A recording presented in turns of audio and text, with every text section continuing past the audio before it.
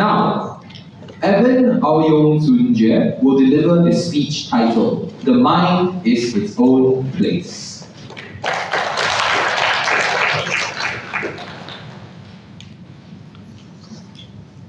It was 2011. Darren Harris was an 18-year-old African-American from Chicago, and he had a bright future ahead of him. But 1 week before his high school graduation, he was wrongly arrested for a murder he did not commit. Despite knowing his complete innocence and the only eyewitness being legally blind, Darren was sentenced to 75 years in prison.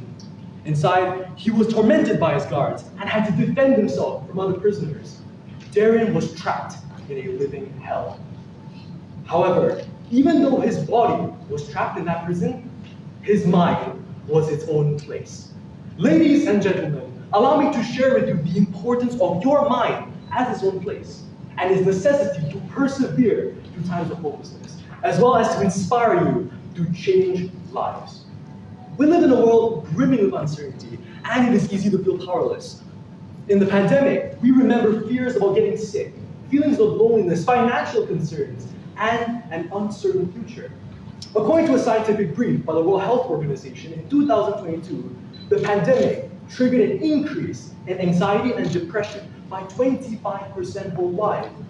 For most of us, we were crushed, imprisoned in our homes, trapped in a living hell.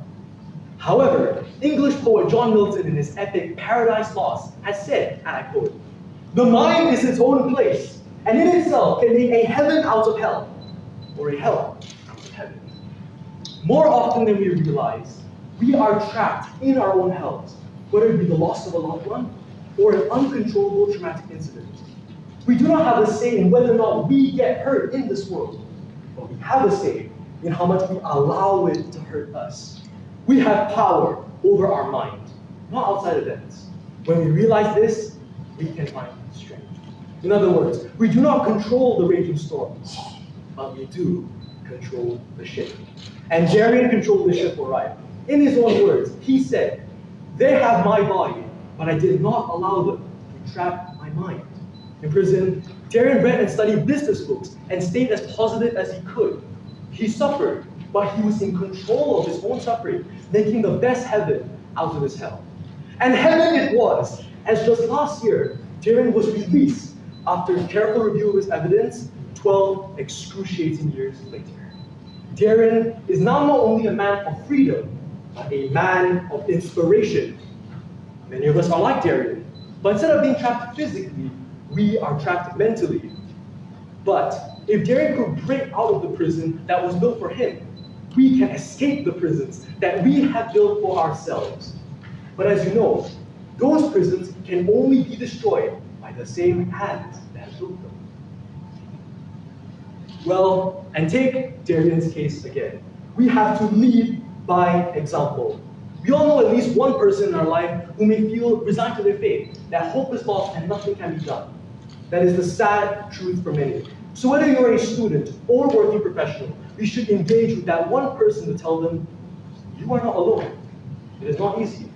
But by seeing the best over things instead of the worst, you can get through it. Share your experiences and how you used your mind to persevere through it. Because who knows, that one person may be going through the same experience as you. Take Darren again. After his release, he said he wants to become a lawyer to help clear the names of those wrongfully convicted like him. Our shared experiences are the domino effect which inspires others and impacts more. But let me be clear, we should not shut off all emotion or turn into a machine. We should acknowledge our pain, yet bear it with hope, like Darren. We also shouldn't label events as good or bad. What truly matters is not letting a label dictate how we go through it. Because if we do not make the best out of the worst, it is like allowing your ship to be lost in the storm. Harness your mind. And with it, I am convinced that you and I will be ready for the next storm. For what power would a hell have if we can shape that hell into a heaven? I want you to recognize the power of your mind. It was Darren's own place. And I hope that by the end of my speech here, that it will be yours too. Thank you.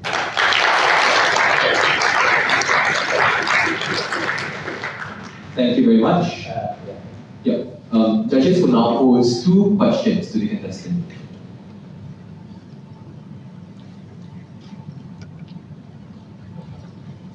How do you generally rate the power of the Malaysian mind, the average Malaysian mind, in terms of like 10 marks?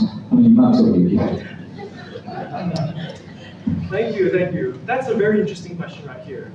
Personally speaking, I think what's most unique about the Malaysian mind is our exposure to diversity. And because of that, I would rank it a good 8 out of 10. Because for one thing, I'd say that because of our diverse experience and our diverse friend groups, as well as our exposure to other races and ethnicities and different cultures of food, we are able to appreciate and understand things more as a result.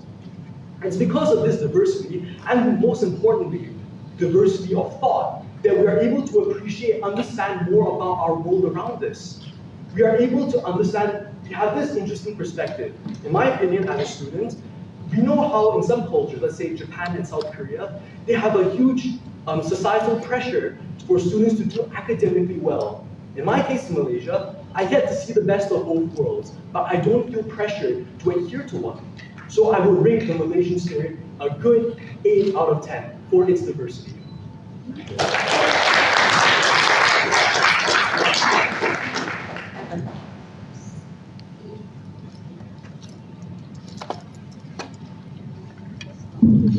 Hello, okay, Evan, thank you for sharing with us such an interesting point of view.